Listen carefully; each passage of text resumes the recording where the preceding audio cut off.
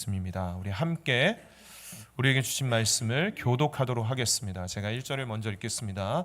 10사람이 기브아에 와서 사울에게 말하여 이르되 다윗이 광야 앞 하길라 산에 숨지 아니하였나이까 하매 사울이 일어나 광야에서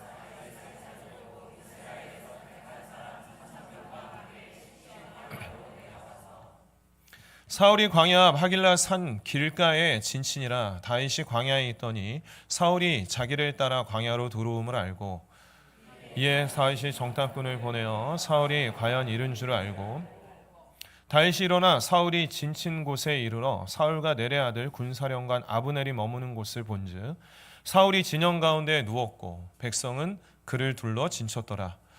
이에 다윗이 햇사람 아히멜렉과 수랴의 아들 요압의 아우 아비새에게 물어 이르되 누가 나와 더불어 진영에 내려가서 사울에게 이르게 하겠느냐 하니 아비새가 이르되 내가 함께 가겠나이다. 다윗과 아비새가 밤에 그 백성에게 나아가 본즉 사울이 진영 가운데 누워 자고 창은 머리 곁 땅에 꽂혀 있고 아브넬과 백성들은 그를 둘러 누웠는지라. 아비새가 다윗에게 이르되 하나님이 오늘 당신의 원수를 당신의 손에 넘기셨나이다.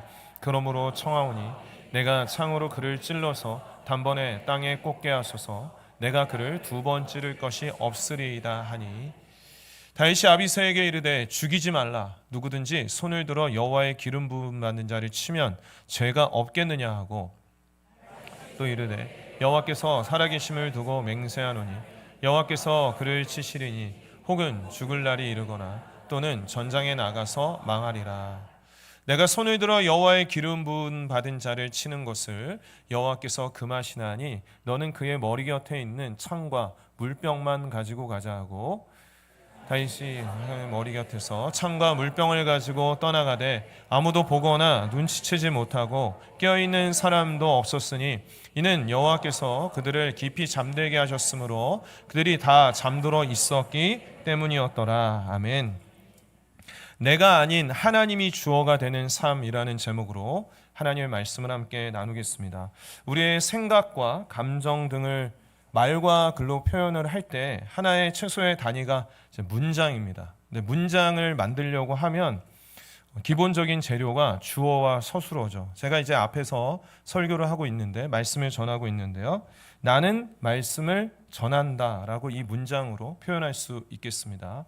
그런데 이 문장에서 주어가 누구입니까? 나는 말씀을 전한다라고 할 때 나가 이제 주어죠. 그래서 주인 주자의 말씀 어자에서 그 문장의 이제 주체가 되는 것입니다. 그런데 이 주어를 하나님으로 한번 바꿔볼까요? 하나님으로 바꾼다면 하나님께서 나를 통해 말씀하신다라고 할 수 있을 것입니다. 아니면 하나님께서 나를 말씀하게 하신다 이렇게 표현할 수가 있겠습니다. 이렇게 주어가 달라지는 것은 엄청난 큰 차이가 있습니다. 이 차이라기보다는 완전히 다른 길로 갑니다. 만약에 내가 말씀을 전한다라고 했을 때 저는 저의 뜻과 저의 생각을 전하기가 쉽습니다. 그리고 뭔가 내 논리를 펼치기 위해서 하나님의 말씀을 끌어다가 쓰는 경우도 있겠죠. 알든 모르든 그렇게 되는 경우가 있을 거라고 생각이 듭니다. 너무나도 위험하죠. 이 앞에서 내 말을 한다라는 것은 있을 수 없는 일인데 근데 하나님께서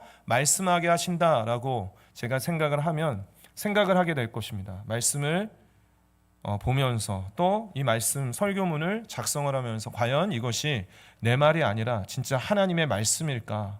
또 나와 우리 흩어진 화평 공동체에 하나님이 무슨 말씀을 하실까라는 마음을 가지고 하나님 중심으로 생각을 할 수가 있는 것입니다. 엄청난 차이죠. 그래서 여러분 우리가 하나님을 알기 전과 하나님을 믿기 전과 그 후가 완전히 달라지게 되는데 가장 근본적인 변화는 무엇이냐? 우리의 인생의 주어가 달라진다는 거예요. 하나님이 주인 되신다라는 것입니다. 제가 이제 호기심이 생겨서 인터넷 서점 사이트에 내 삶의 주인이라는 그런 검색을 했습니다. 그러자 수많은 책의 제목들이 나왔습니다. 다 다른 책들입니다.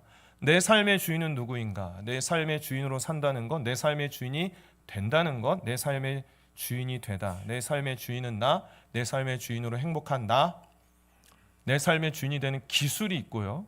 내 삶의 주인이 되는 이야기가 있고 내 삶의 주인이 되는 법이 있고 되자 되기 살자 이러한 수많은 이제 책들이 나오게 됩니다. 이것은 무엇을 반증합니까? 이러한 책들을 계속 내고 있다라는 것은 우리가 우리의 마음속에 내 삶의 주인이 나이고 싶어 하잖아요. 그렇죠? 그래서 내가 계획하고 싶고 내가 이루고 싶고 뭔가 내가 부여잡고 싶은 내 인생을 부여잡고 싶은 그러한 생각이 들어 한다라는 것입니다. 그러나 여러분, 우리가 우리의 삶의 주인의 내 삶의 주인의 내가 될 수 있는가? 여러분, 여러분의 계획대로 되십니까? 여러분의 인생이 여러분의 손에 잡히십니까? 아니면 내일 일을 알고 계십니까? 전혀 우리는 주인이 될 수가 없죠. 제가 중고등학교 때 또 대학교 때 가끔 일기를 적었는데 그 일기를 아주 가끔 또 펼쳐보면 내가 이런 생각을 했구나라고 생각이 드는데 고등학교 때 어느 한날 제가 이렇게 일기에 적은 것을 보았습니다. 내 삶의 주인이 되지 못하는 날의 연속이다 라고. 비웃으신 분들 괜찮습니다. 제가 고등학교 때 그랬다는 거예요. 내 삶의 주인이 되지 못하는 날의 연속이다. 왜 그랬을까요? 내가 열심히 공부할 계획을 세웠는데 내 뜻대로 그렇게 살지를 못했어요. 그리고 원하는 그러한 성적을 얻고 싶었는데 그렇게 하지도 못했어요. 뭐 여러 가지 생각을 했겠죠. 근데 내 삶의 주인이 되지 못하는 날의 연속이었습니다. 우리가 하나님을 알게 되고 믿게 되었을 때 우리의 삶의 주인은 내가 아니라 하나님이시다라는 것을 깨닫게 됩니다. 완전히 큰 차이가 있고 다른 삶을 살아가게 되는 것이고요. 오늘 본문 말씀에 보면 이제 다윗과 아비새라는 두 인물이 등장을 하는데 그 주어가 누구냐에 따라 어떻게 달라지는지를 우리에게 분명하게 보여주고 있습니다. 아비새는 다윗의 충성스러운 부하입니다. 이제 군사죠. 그래서 이제 다윗과 아비새 이제 둘이서 함께 사울의 진영 속으로 들어가게 됩니다. 들어가니까 한밤중에 들어갔는데 이제 진영의 가운데 사울이 자고 있고 군사들이 이제 사울을 보호하려고 했겠죠. 다 둘러서 있는데 한밤중이라 또 하나님이 재우셨어요. 그래서 3,000명을 데리고 왔거든요. 근데 3,000명의 군사가 다 자고 있습니다. 그러한 상황 중에 이제 아비새가 이렇게 말합니다. 8절 말씀에 보면 아비새가 다윗에게 이르되 하나님이 오늘 당신의 원수를 당신의 손에 넘기셨나이다. 그러므로 청하노니 내가 창으로 그를 찔러서 단번에 땅에 꽂게 하소서. 내가 그를 두 번 찌를 것이 없으리이다. 아비새가 말하는데 주어가 내가가 되고 있고 다윗이 그 똑같은 상황 중에 이렇게 말합니다. 다윗이 또 이르되 여호와께서 살아계심을 두고 맹세하노니 여호와께서 그를 치시리니 혹은 죽을 날이 이르거나 또는 전장에 나가서 망하리라. 다윗은 말을 할 때 주어가 하나님이에요. 하나님. 그러니까 지금 아비새 같은 경우는 내가 주어가 돼서 내가 그를 찔러 죽이겠습니다. 두 번 찌를 것이 없을 것입니다. 라고 하고 있고 다윗은 자기가 무엇을 하겠다라고 하지 않아요. 여호와께서 그를 치실 것이다. 여호와께서 그를 심판하실 것이다. 라고 이렇게 말하고 있습니다. 똑같은 상황이지만 완전히 다른 말을 하고 있습니다. 내가 무엇을 하겠다라고 하는 사람이 있는가 하면 하나님께서 일하실 것이다, 행하실 것이다 라고 말하는 삶이 있습니다. 그것의 차이는 어디에서 나타나는가? 내가 누구를 삶의 주인으로 삼고 있는지에 따라서 나타나고 있는 거예요. 내가 내 삶의 주인이라고 생각하면 내가 주어가 되고 그 이후에 그렇게 일을 이루어가고자 하고요. 하나님이 내 삶의 주인이라고 생각을 하면 하나님이 주어가 되어서 그렇게 표현하고 살아가게 되는 것이죠. 오늘 본문 말씀은 다윗이 이제 사울로부터 도피 생활을 한 지 약 5년, 그러니까 한 10년 정도를 그렇게 도망치게 되는데 한 5년 정도 되었을 것입니다. 과거에 다윗은 정말 이스라엘의 영웅으로 이렇게 데뷔를 하고 또 군대 장관이 되고 진짜 사람들의 칭송을 받다가 지금은 아주 외롭고 누구도 알아주지 않고 죽은 자와 같이 여겨져서 누구도 이렇게 주목하지 않은 그러한 인생을 살아가고 있을 때 다윗의 마음에 왜 이런 마음이 없었겠어요? 하나님 나에게 왜 이러십니까? 하나님 나에게 왜 이런 일이 일어날까요? 이해되지 않는 그러한 삶의 순간순간들을 보내고 있는데 다윗이 절대 놓치지 않은 것이 있다면 그 고난과 도망하는 그러한 삶의 순간에서 내 인생의 주인은 내가 아니다 라고 알고 있었어. 내 인생의 주인은 하나님이야. 하나님이야. 내가 뭘 하려고 하지 않고 하나님이 일하실 것을 기다리는 그러한 삶을 보게 됩니다. 저와 여러분, 우리 흩어진 화평 공동체 우리 모든 성도님들은 우리의 인생의 주인이, 우리의 인생의 삶의 주어가 내가 아니라 하나님이 되기를 간절히 소원합니다. 내가 아닌 하나님이 주어가 되는 삶, 첫 번째는 사람을 의지하지 않는 삶입니다. 다윗은 살아가면서 수많은 배신을 당하게 됩니다. 며칠 전 이제 기사를 보니까 유명 가수가 매니저에게 10년 이상 동행했다고 하는데 배신을 당했다라고 기사가 떴더라고요. 결혼식 비용도 그 가수가 전부 다 대주고 선물로 외제차도 사줬다는데 배신감이 정말 클 것 같습니다. 이제 다윗은 특히 이제 사울에게 배신을 당했죠. 골리앗을 쓰러뜨리고 사울에게 다윗이 잘못한 게 없었거든요. 그런데 다윗을 창을 던져서 죽이려고 하고 지금 5년째 그리고 앞으로도 5년 더해서 10년 동안이나 그 다윗 한 명을 죽이기 위해서 3,000명이라는 군사를 막 이끌고 얼마나 소모적이고 그 3,000명은 무슨 죄가 있길래 그렇게 따라왔겠어요. 그렇게 해서 그러한 일들을 행하고 있어요. 또 나중에 다윗이 왕이 됐지만 압살롬 아들에게 또 반역을 당해가지고 도망치고 왕궁에서 쫓겨나서 거지처럼 살아가는 순간들도 맞이하게 되고 오늘 본문 말씀에서 다윗은 또 배신을 당하는데 1절 말씀에 보면 10사람이 기브아에 와서 사울에게 말하여 이르되 다윗이 광야 앞 하길라 산에 숨지 아니하였나이까. 하길라 산에 숨어 있는데 10사람이 와서 사울에게 꼰지르고 있습니다. 그리고 이번 한 번이 아니라 23장 19절 말씀에서도 그때 10사람들이 기브아에 이르러 사울에게 나와 이르되 다윗이 우리와 함께 광야 남쪽 하길라산 숲을 요새에 숨지 아니하였나이까. 계속해서 다윗을 잡아 죽이도록 사울에게 다윗이 어디 있다라고 정보를 주는 이 10사람들은 이방인이 아니라 이스라엘 사람이고 특히나 다윗과 같은 유대 지파의 사람입니다. 가족과 같죠.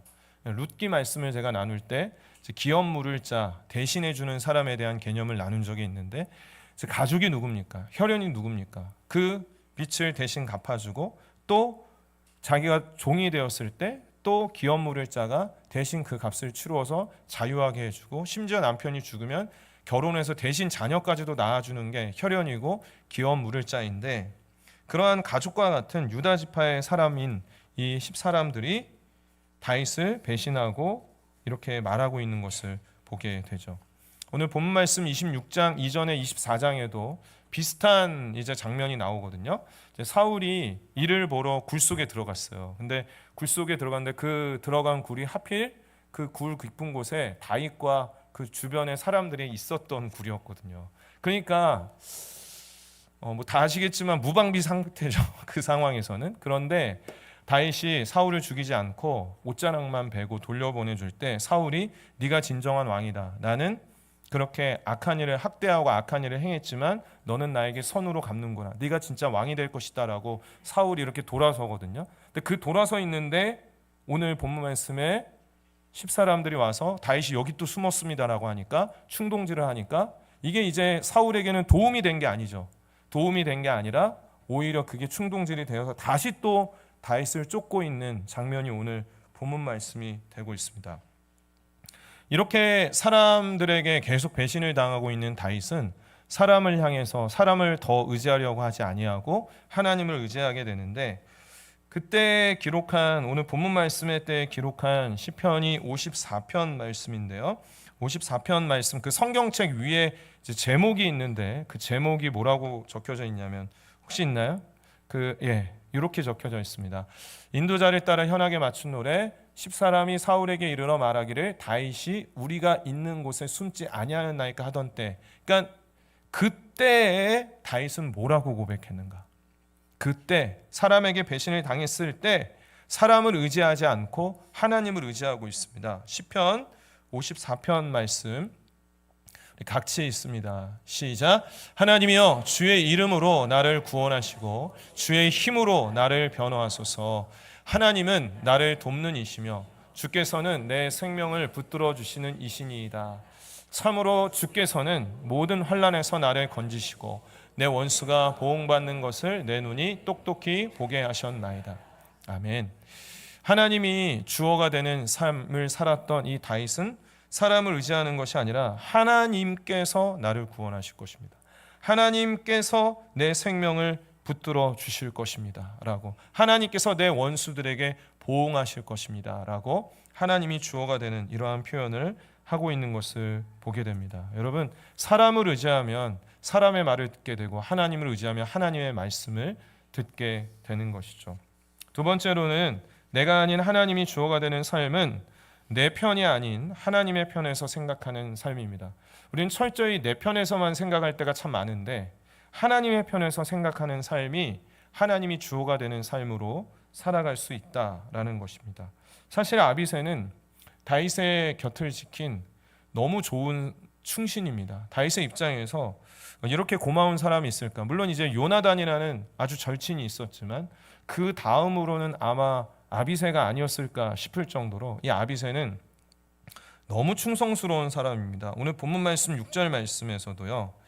다윗의 사람 아히멜렉과 수랴의 아들 요압의 아우 아비새에게 물어 이르되 누가 나와 더불어 진영에 내려가서 사울에게 이르겠느냐 하니 아비새가 뭐라고 합니까? 내가 함께 가겠나이다. 지금 그 10사람들의 이야기를 듣고 다윗을 잡기 위해서 사울은 3,000명의 군사를 데리고 온 상황인데 다윗은 그 진영에 들어가겠다는 거예요. 근데 누가 나와 함께 가겠느냐라고 할 때 누가 갑니까?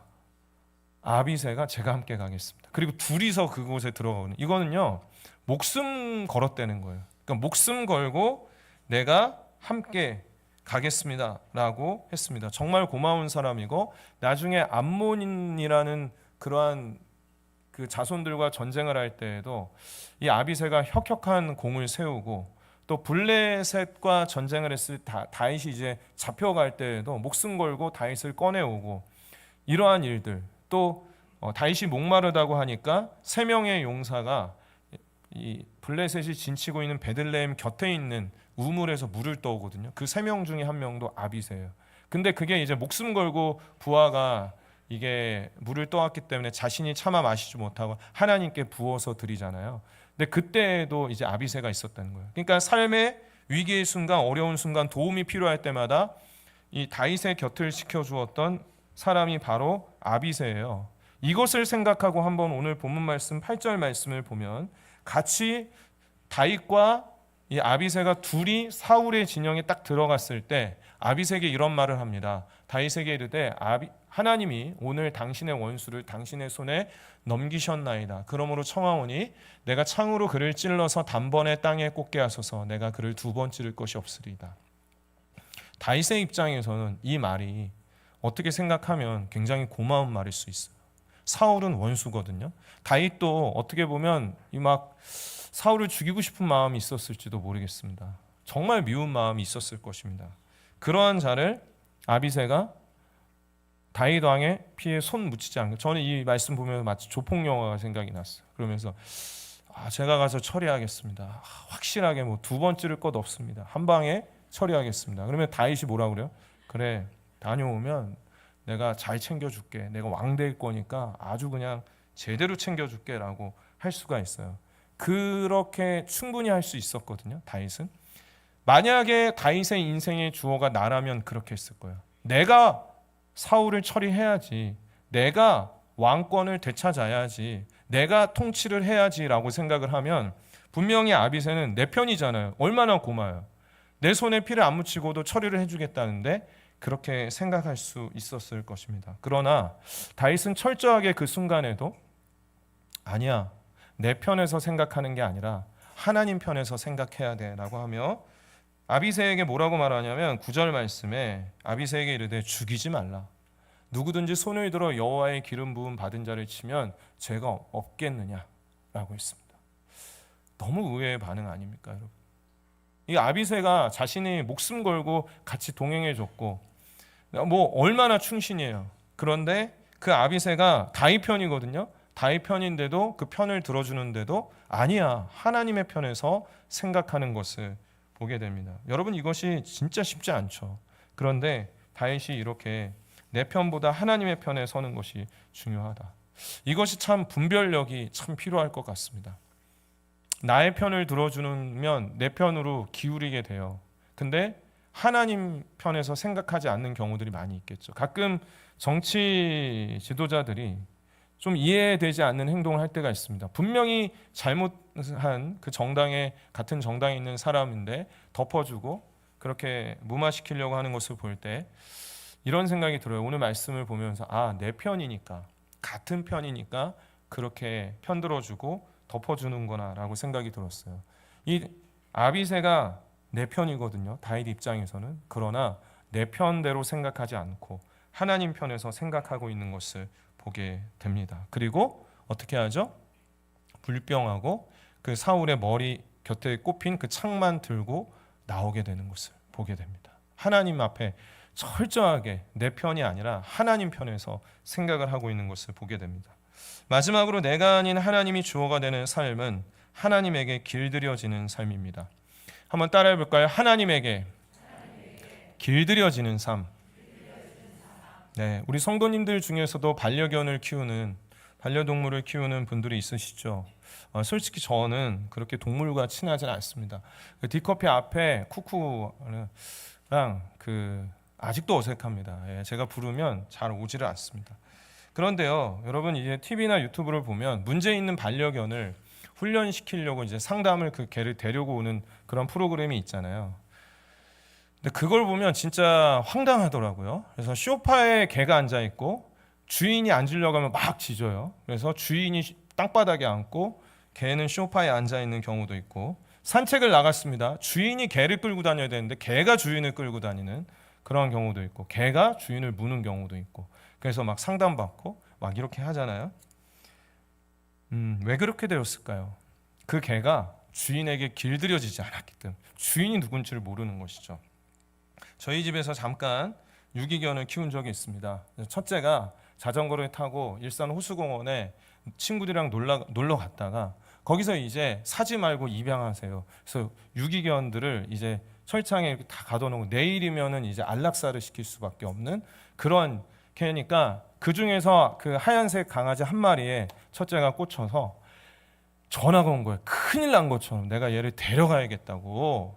그래서 자기는 과자도 안 사먹는데요, 자기 과자 값으로 이제 사료를 사서 주겠다고, 자기가 놀러도 안 나가겠대. 왜냐하면 개를 산책시켜야 되니까. 다 거짓말이었죠. 그래서 그 개를 한 마리 데려와가지고 다 데려와서 주사 맞추고 뭐 이 칩 같은 것도 심고 막 이래가지고 데려왔습니다. 솔직히 돈이 아까웠어요. 저는 동물과 친하지 않으니까. 그런데 이제 문제가 뭐냐면, 제가 제일 싫었던 게 이제 화장실에 대한 부분이었습니다.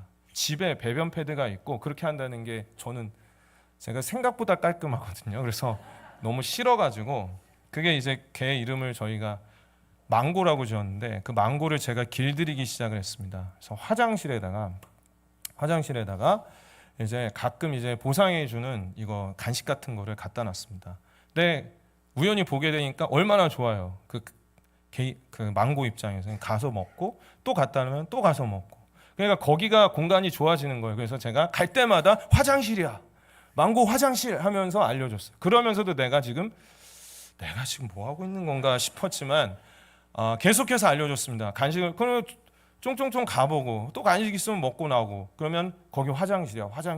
화장실이 어딘지 계속 알려줬어요. 그 다음에 이제 화장실 가고 싶어서 좀 돌잖아요. 뺑뺑 돌 때 망고 화장실이라고 할 때 처음에는 안 갔지만 계속해서 길들이니까 화장실 하면 거기로 갑니다. 화장실 어딘지 알거든요. 그래서 화장실 하면 그 다음부터 이제 배변 패드를 쓰지 않고 가면 그냥 화장실에서 물만 쓰면 되니까, 그렇게 길들였을 때 주인으로서 너무 뿌듯했어요. 근데 그 망고가 이제 유기견으로 너무 떠돌았는지 몸이 약해서 3년 만에 죽었거든요. 근데 이제 그런 순간들이 있었어요. 여러분, 그런데 우리가 하나님 앞에서, 너무 황당한 말이지만 우리가 하나님을 길들이려고 할 때가 참 많아요. 우리가 주인이 아니거든요. 근데 하나님이 주인이신데 주인 대신 하나님을 길들이려고 합니다. 하나님 이렇게 해주셔야죠. 그게 아니죠. 하나님 기다리세요. 기다려, 뭐 이거 있잖아요. 기다려, 앉아, 이러한 이야기들. 하나님 이게 맞죠? 라고 할 때가 있습니다. 하나님 내가 원하는 게 이건데 하나님도 그렇게 생각하시죠? 라고 하면서 하나님을 길들일 때가 있다라는 것입니다. 매튜 바렛이라는 신학자가 지은 무한 영원 완전이라는 책이 있는데 그 책의 부제가 이것입니다.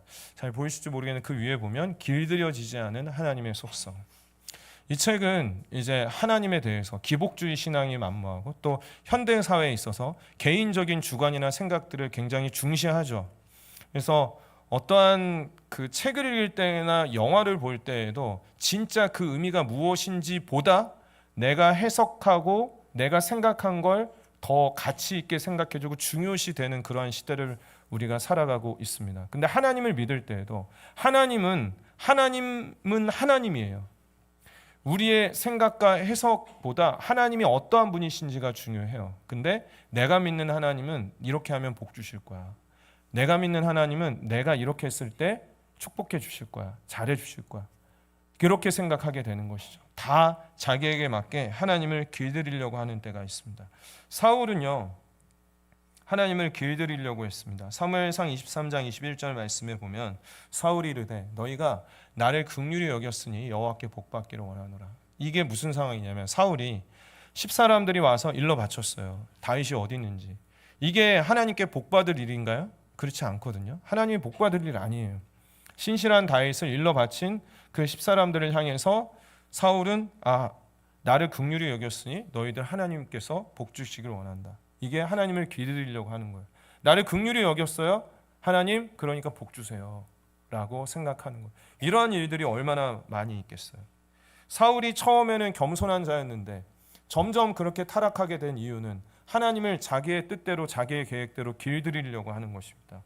그래서 아말렉과의 전투에서 하나님은 분명히 말씀하셨거든요. 하나님의 뜻은 아말렉과의 전투에서 완전히 진멸하고 그 가축들도 다 죽이라고 했는데 아말렉과의 전투를 하다 보니 기름진 가축이라든가 좋은 흠없는 그러한 양과 소를 봤을 때 욕심이 생겨서 그걸 챙겨왔어요. 사무엘이 이 동물 소리가 무슨 소리냐라고 했을 때 사울이 이렇게 말합니다. 사무엘상 15장 21절 말씀에 다만 백성이 그 마땅히 멸할 것 중에서 가장 좋은 곳으로 길갈에서 당신의 하나님 여호와께 제사하려고 양과 소를 끌어왔나이다.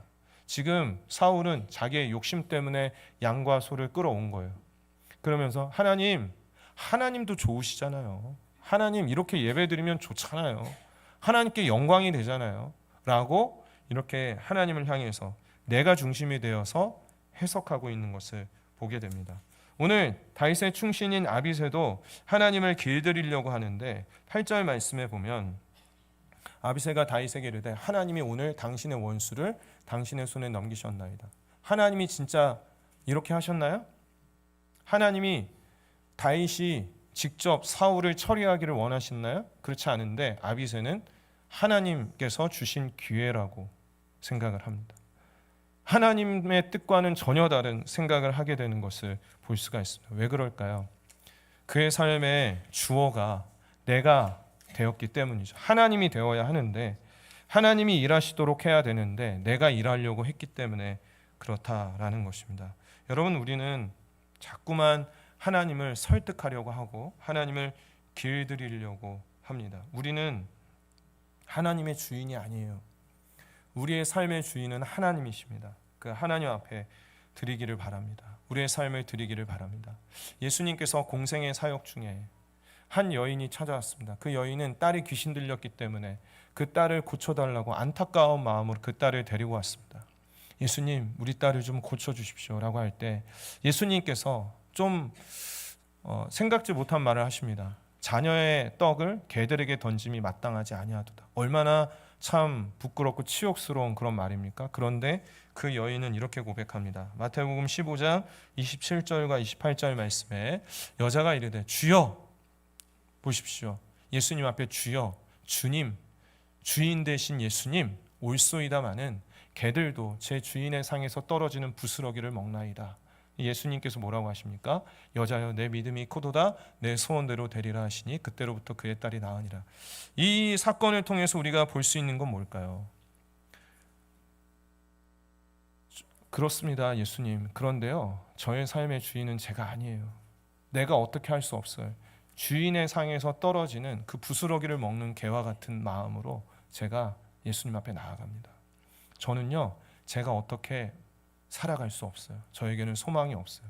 예수님이 나의 삶의 주인이세요. 그러니 그 부스러기 떨어진 걸 그 개가 먹는 그러한 심정을 가지고 제가 주인된 예수님 앞에 나아갑니다 라고 했을 때 그 말을 들으시고 그 안에서 저 여인의 삶의 주인은 자기 자신이 아니라 하나님으로 삼고 있구나를 보시고 그 믿음을 칭찬하신 것이죠. 우리는 끊임없이 또 한 주를 살아갈 텐데 계속 우리는, 저도 그렇습니다, 계속해서 내가 삶의 주인이 되려고 하고 주어가 되려고 합니다. 나의 계획, 나의 생각, 내 뜻, 그리고 그것에 맞춰서 하나님을 길들이려고 하는 우리의 모습이 끊임없이 나타나게 될 것입니다. 여러분, 우리는 내 삶의 주인은 나다라고 하는 말이 굉장히 좀 쿨해 보이고 좋아 보이지만 전혀 그렇지 않죠. 우리의 삶의 주인이 되어서 우리의 삶을 내가 어찌할 수가 없습니다. 다윗이 만약에 내가 주어가 되고 내가 주인 된 삶을 살았다면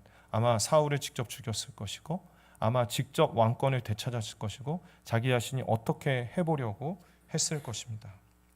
우리 흩어진 화평 공동체, 우리 모든 성도님들, 저를 비롯한 우리 모두가 우리의 삶의 주인이 오직 하나님임을 기억하길 바라고, 또 우리의 삶의 고백, 또 표현들에 있어서 하나님이 주어가 되는 삶이 되기를 간절히 소원합니다. 함께 기도하겠습니다. 기도할 때에 말씀을 기억하며 함께 기도하겠습니다. 먼저 우리 자신을 하나님 앞에 드리는 그러한 기도 드리기를 원하며, 하나님, 저의 삶이 내 것이 아니라 하나님의 것인데